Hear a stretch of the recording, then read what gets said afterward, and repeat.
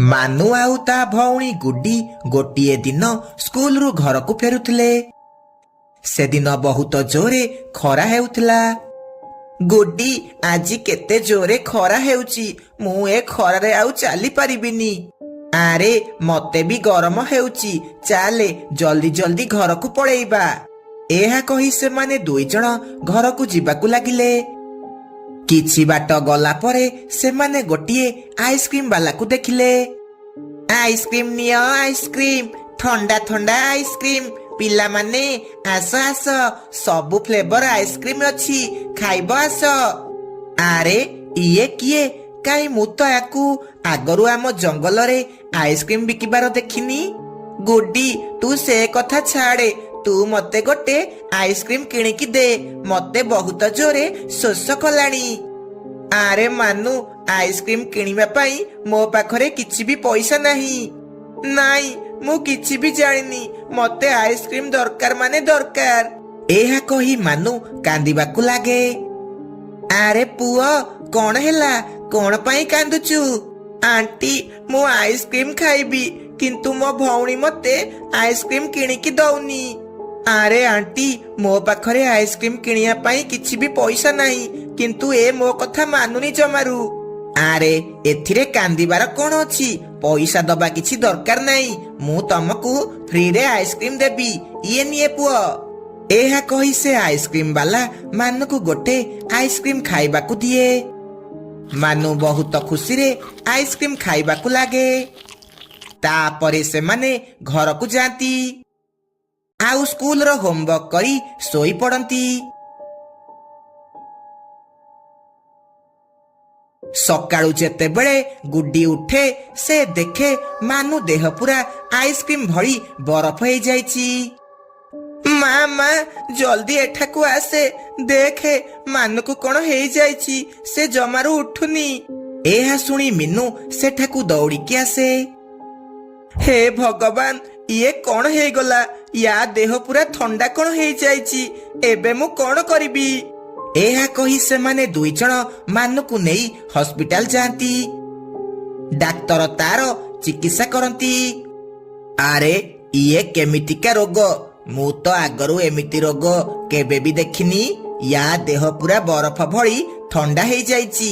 ନା, ମୋ ଦ୍ୱାରା କିଛି ବି ହେଇପାରିବନି, ତମେ ତାକୁ ଘରକୁ ନେଇକି ଯାଅ।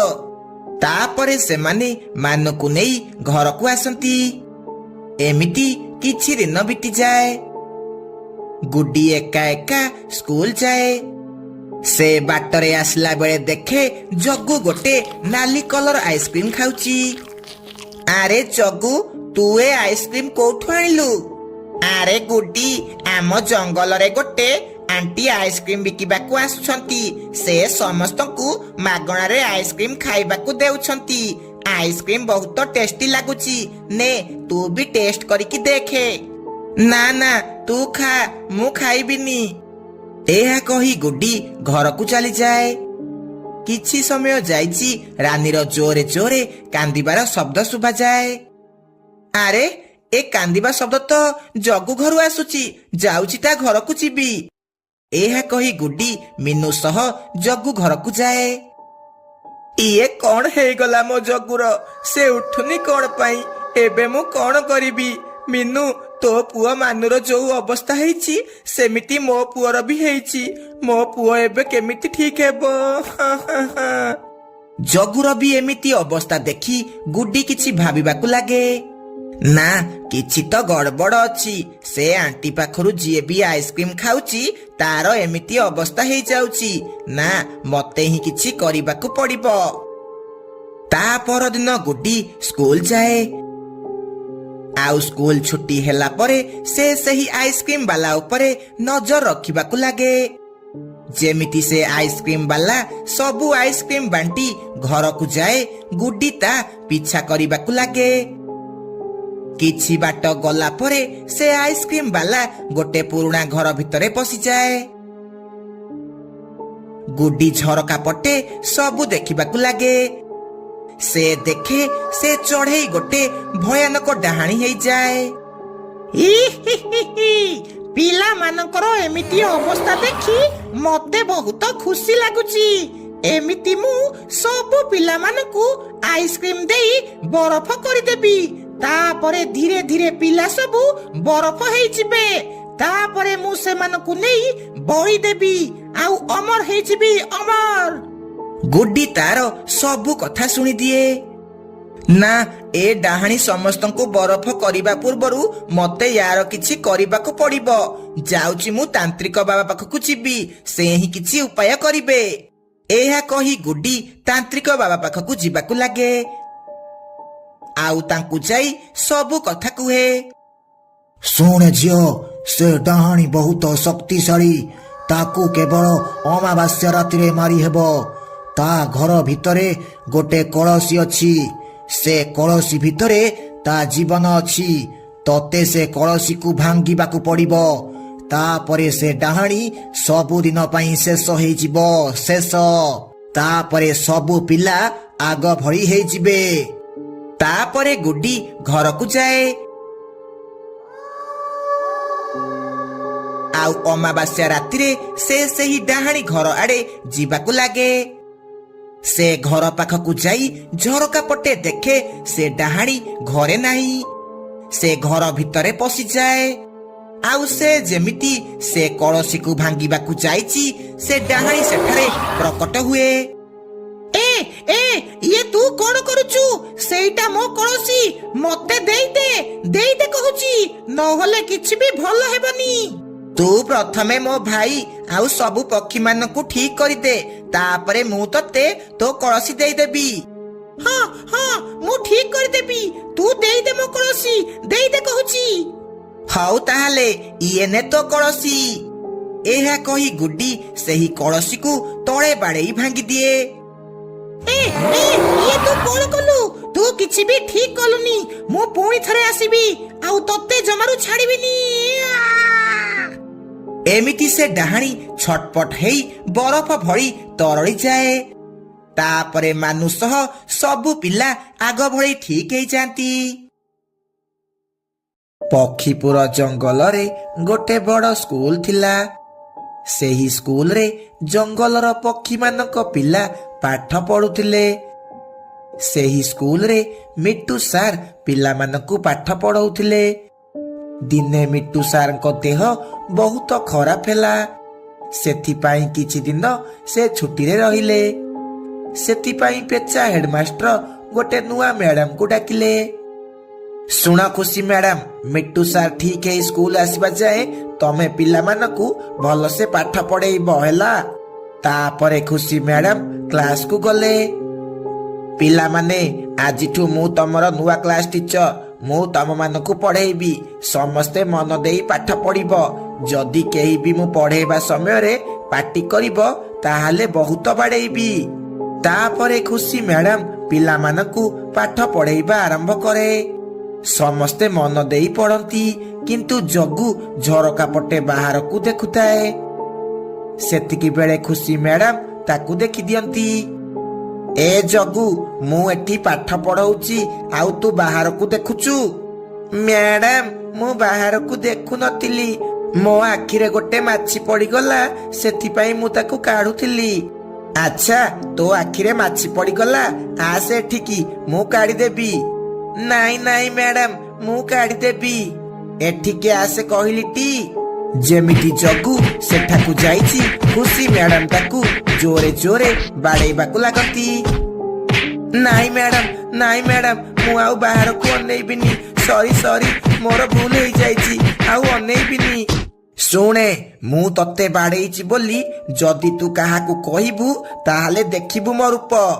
नाई मैडम, मु काहाकू किछि भी कहिबिनी। तापरे खुशी मैडम पुणी थरे पाठ पढ़ेइबाकू लागे। किछि समय परे स्कूल छुट्टी हुए।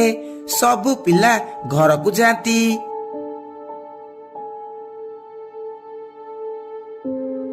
ता पर दिन सबु पिला स्कूल को आसंती। किछि समय परे खुशी मैडम भी क्लास को आसंती। पिला माने, मु काली तमको जो टास्क देइथिली समस्ते करी के आसटी। हाँ मैडम, आमे करी के आसीचू। समस्ते होमवर्क करी के आसीथिले, किंतु मानु करी नथिला। ଆରେ ମୁଁ ତ ହୋମୱାର୍କ କରିନି। ମ୍ୟାଡାମ ତ ବହୁତ ରାଗି। ମ୍ୟାଡାମ ଜାଣିଲେ ମତେ ବହୁତ ବାଡେଇବେ। ଯାଉଛି କ୍ଲାସରୁ ପଳେଇବି। ଏହା କହି ମାନୁ ଯେମିତି କ୍ଲାସରୁ ବାହାରକୁ ଯିବାକୁ ଚେଷ୍ଟା କରିଛି, ସେତିକି ବେଳେ ଖୁସି ମ୍ୟାଡାମ ତା ଅସଲି ରୂପକୁ ଆସେ ହେରି। ତା ଦେହ ଗୋଟେ ବଡ ସାପରେ ପରିଣତ ହେଇଯାଏ, ଆଉ ସେ ଗୋଟିଏ ଭୂତ ନାଗୁଣୀ ହେଇଯାଏ। ଏହା ଦେଖି ସବୁ ପିଲା ବହୁତ ଡରିଯାଆନ୍ତି। ଆରେ ଆରେ ଇଏ ତ ଗୋଟେ ନାଗୁଣୀ ଭୂତ। ମତେ ଛାଡିଦିଅ, ମତେ ଛାଡିଦିଅ। ମୁଁ ତମର କିଛି ବି କରିନି। ତୁ ହୋମୱାର୍କ କରିକି ଆସିଲୁନି ଆଉ ଲୁଚିକି ଯିବାକୁ ଚେଷ୍ଟା କରୁଛୁ? ତୋର ଏତେ ସାହସ? ବେଶୀ ଗହଳି କରେନି। ମୋ ଦେହରେ ବହୁତ ବିଷ ଅଛି।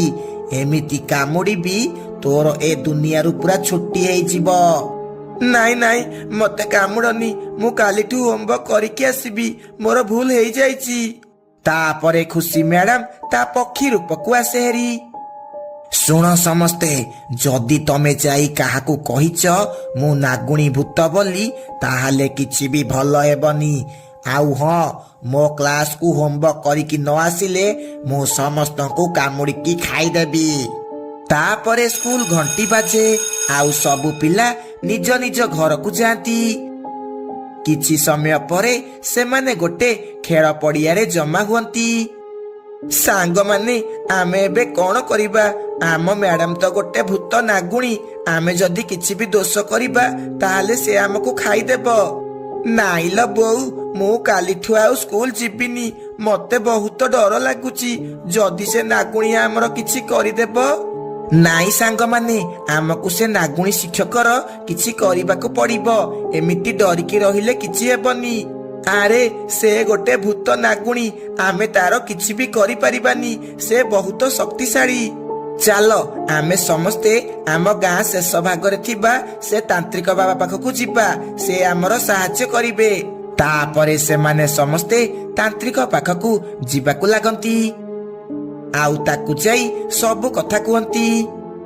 ଶୁଣ ପିଲାମାନେ, ସେ ନାଗୁଣୀ ଭୂତ ତମର କିଛି ବି କରିପାରିବନି। ଇଏ ନିଅ ଏକ ଜାଦୁଇ ପାଣି। ଯେତେବେଳେ ସେ ନାଗୁଣୀ ଭୂତ ତମ କ୍ଲାସକୁ ଆସିବ, ତମେ ଏ ପାଣି ତା ଉପରକୁ ପକେଇଦେବ। ତାପରେ ସେ ଡାହାଣୀ ସେଇଠି ଜଳି ପୋଡି ଭସ୍ମ ହେଇଯିବ। ତାପରେ ତମର ଆଉ କିଛି ବି ଅସୁବିଧା ହେବ ନାହିଁ। ତାପରେ ସେମାନେ ସମସ୍ତେ ସେହି ପାଣି ନେଇ ଘରକୁ ଯାଆନ୍ତି। ତା ପରଦିନ ସକାଳୁ ସମସ୍ତେ ସ୍କୁଲ ଯାଆନ୍ତି। କିଛି ସମୟ ପରେ ନାଗୁଣୀ ମ୍ୟାଡାମ କ୍ଲାସକୁ ଆସନ୍ତି। ପିଲାମାନେ, କାଲି ତମକୁ ଯାହା ଟ୍ୟାକ୍ସ ଦେଇଥିଲି ତମେ ସବୁ କରିଛଟି? ନାଇଁ ମ୍ୟାଡାମ, ଆମେ କରିନୁ। ଆଉ ଆମେ କରିବୁନି। ତମେ ଆମର କଣ କରିବ? ତମେ ଆମର କିଛି ବି କରିପାରିବନି। ହା ହା ହା ହା। କଣ ହେଲା? ତମେ ମାନେ ମତେ ଜବାବ ଦଉଛ ଆଉ ହୋମୱାର୍କ କରିକି ଆସିନ? ରୁହ, ଏବେ ତମକୁ ଦଉଛି। ଏହା କହି ସେ ନାଗୁଣୀ ମ୍ୟାଡାମ ନିଜ ଅସଲ ରୂପକୁ ଆସେ ହେରି। ଆଉ ସେ ଯେମିତି ସେମାନଙ୍କୁ ଖାଇବାକୁ ଯାଇଛି, ସେତିକି ବେଳେ ମାନୁ ସେ ଯାଦୁର ଜଳ ତା ଉପରକୁ ପକେଇ ଦିଏ। ଯେମିତି ସେ ଜଳ ତା ଉପରେ ପଡିଛି, ସେ ନାଗୁଣୀ ଦେହ ଜୋରେ ଜୋରେ ଜଳିବାକୁ ଲାଗେ। ବଞ୍ଚାଅ, ବଞ୍ଚାଅ। ଇଏ ତମେ ମାନେ କିଛି ବି ଠିକ କଲନି। ମୁଁ ପୁଣି ଥରେ ଆସିବି, ଆଉ ତମ ମାନଙ୍କୁ କାହାକୁ ବି ଛାଡ଼ିବିନି। ଏମିତି ସେ ନାଗୁଣୀ ଭୂତ ଜଳି ପୋଡି ପାଉଁଶ ହେଇଯାଏ। ତାପରେ ମିଟୁ ସାର୍ ଠିକ ହେଇ ସ୍କୁଲକୁ ଆସନ୍ତି। ତାପରେ ପିଲାମାନେ ଆଗ ଭଳି ଖୁସିରେ ପଢିବାକୁ ଲାଗନ୍ତି।